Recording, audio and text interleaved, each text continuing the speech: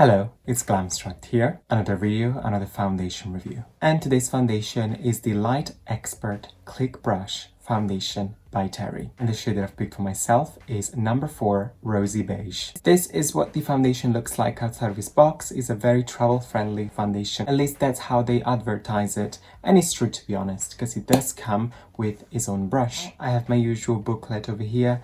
I took some notes before coming here and giving you this review. As usual, I have tested this foundation before and I'm here to give you my personal review. This foundation does not contain any SPF in it, which is absolutely fine for me because I rather put my own SPF than having those SPF that I don't even know if they are actually good SPF or bad SPF inside. Most of the time they're all good SPF, or it's like a mix of mineral and physical sunscreen, but I prefer to use my own mineral sunscreen before I apply foundation as a very last step of my skincare. This foundation claims to be light to medium coverage. Yes, I do agree to that. Light to medium is definitely the perfect way to describe the coverage of this foundation. It also claims to be lightweight. Absolutely, it is pretty lightweight on the skin. Radiant. Now, I didn't see much radiance going on into the foundation. Very slightly, I would say, radiance on the foundation. Long lasting? Yes, it is pretty long lasting, as I did notice that when I took my makeup off at the end of the day, usually in my daily I take my makeup off with a nice oil and just break through all the pigments on my skin and then wash it off. But when I test the foundation for the first time, I specifically want to take my makeup off at the end of the day with micellar water and these cotton pads, because I really want to see how much product is left at the end of the day on those pads. And when I took this foundation off for the first time, I did notice there was foundation on the pads, so yes, it did last well throughout the day. So my skin didn't either soak it in or sweat it out. Now, this is not a claim, this is my personal experience with this foundation.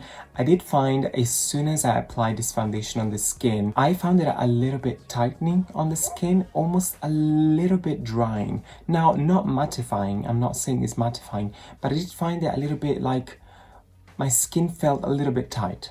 That's it, basically. Then I went to read into it because I didn't read this particular part of the foundation. And it does say that contains this fine mineral powder that creates a silky natural veil and feels soft on the skin.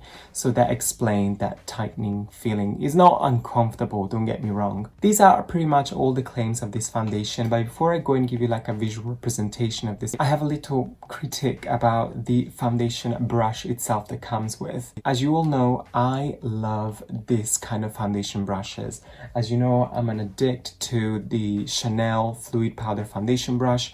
In my previous videos, if you've seen, I was using Dior number 12, the old one, the now discontinued and reformulated foundation brush that was exactly like this. I also used the Sisley foundation brush, which is exactly the same, flat on the top like this. I love, these are my favorite foundation brushes to apply foundation on. So this, it's perfect. But my critique is pretty harsh on the skin. I remember when I was applying, especially on my cheeks area, not much on my forehead, but on my cheeks area, I could feel stingy feeling on my skin. I don't know if my skin right now is feeling a little bit attacked, because it did feel pretty stingy, like spiky on the skin. Now, I don't know if because it was brand new. It is still brand new. This is my 3rd time using this foundation. And also another thing, I noticed that you probably won't be able to see, but I don't know if you see on the top, it creates all of this little, let's call it dust. I know it's closed, the lid is on top, but for some reason it has these little pieces of dust, or I don't know if it's plasticky. It looks like dust just sit on top for some reason. And I tried to get rid of it with my finger this way, and it feels like more dust was going on top, and it just accumulated, and I was like, I didn't like that, because then I have to go and apply on the skin, and I don't want the dust and the dirt to just clog my pores and break me out and stuff like that. This is mainly just my main critique about this foundation, and a little bit tightening at the very beginning. But throughout the day, the foundation actually lasted pretty well. Because at first when I applied a little bit because of the harshness of this, a little bit of the tightening, I was like, oh my god, am I gonna like this foundation? And in fact, at first I was a little bit wondering. I was about, I'm not sure. But then throughout the day, it lasted so well on the skin, and it felt really natural, and it felt very like second skin, like the claims are. Another thing about this foundation, it does have a fragrance inside. And as soon as I smelled it, it gave me a little bit of nostalgia. It took me back to Easter times, when in Italy we have like some specific and traditional desserts we make, and it really smells like orange blossom, and it's like an aroma that we use in this specific Easter cake we make in Italy. And I was like, oh, that smells nice. But again, fragrances are not always a good thing into skincare or foundations, because they are perfumey and tightening on the skin, alcohol, you know, all of that stuff going on. Let's go ahead now and apply it on the skin. You're supposed to click this at first, of course. If it's brand new, you need to click a couple of times before you see the products coming out. It's very cool the way the product comes out like in a 4 dots this way. I just clicked once and look, it just appeared. I would suggest to you to just go with one click at first and start doing, because you don't want to end up pouring out too much, because if you start by little, you can always add another pump and then another pump again until you get your desired coverage. And another critique, I'm just remembered because now I'm reapplying it, is this brush in particular feels quite dense and quite harsh and hard on the skin. They're quite sturdy, these. It does seem like it's not blending the foundation properly on the skin. In fact, I did find myself the 2 times that I've used it to go back with my own Chanel Fluid Foundation brush and just like perfecting it, because it seems like, because of the harshness of this, it was leaving me like brush strokes on the skin, and it wouldn't just blend them in, it would just like keep moving the product around.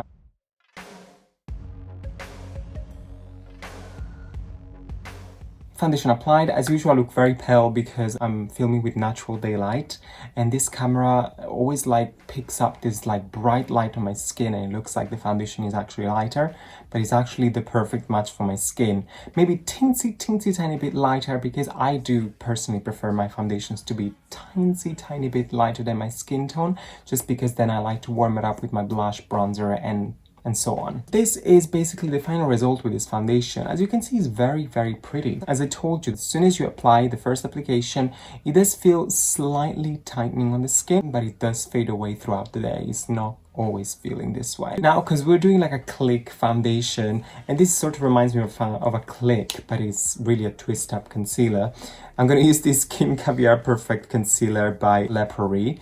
And I have it in shade number 3. It's twist, and the product just comes out like that. You really need very little of this because it has a very nice coverage. So I'm just going to do 1 dot here and 1 dot here. Just maybe a little bit, whatever is left of that click. Well, twist more than click. I did like 1 twist, like 1 very tiny twist, and this is giving me already a lot of product for me to use.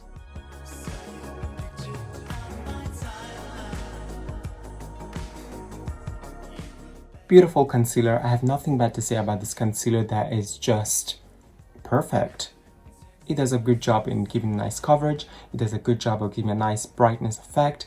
It feels very hydrating. Like, it feels really nice. I mean, for what you pay for it, it must be nice.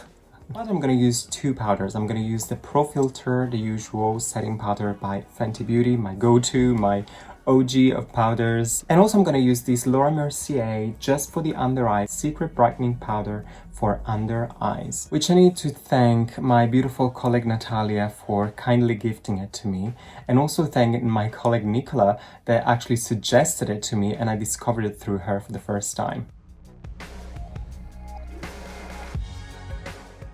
And now the Fenty for the rest of my face. Powder applied. As you've been able to see, I only applied very tiny bit of powder. Actually, as I applied powder on top, I noticed the same thing that I noticed the first time that I was applying, and that's what's giving me doubts, but then I changed my mind completely in a positive way. But in the middle here, between my brows, I can see a little bit of like a dry skin patch, but it's nothing too dramatic that it makes me feel like, oh my god, my skin is flaky, my skin, it looks like it's in need of water or something. No, it's actually just, it looks a little bit drying, but nothing too dramatic. And for bronzer, my holy grail of bronzers, the Tom Ford in shade Terra. And here you go. So this is the face complete. I just didn't want to apply too much. I want to just leave the focus on this pretty foundation. It is a very nice foundation. Let's just be honest, you know, for the price point of it, you would expect that it works. And I know it's not the case for all the pricey foundations, but this one, it really does the job good. And I don't want to repeat myself, but if you watched the intro of my videos, you've been able to hear all my pros and cons about this foundation. And let me know in the comments down below, what do you think about this foundation? Thank you so much for watching. If you like this video, please give it a thumbs up. But also if you didn't like this video, give it a thumbs up as well, because why not? Let's spread the love. And while you're here on my YouTube channel, why don't you just go ahead and subscribe down here and head over to my Instagram if you like, and you can follow me there at Glamstract as well. Thank you so much for watching once again, and hopefully I'll see you in my next video. Bye.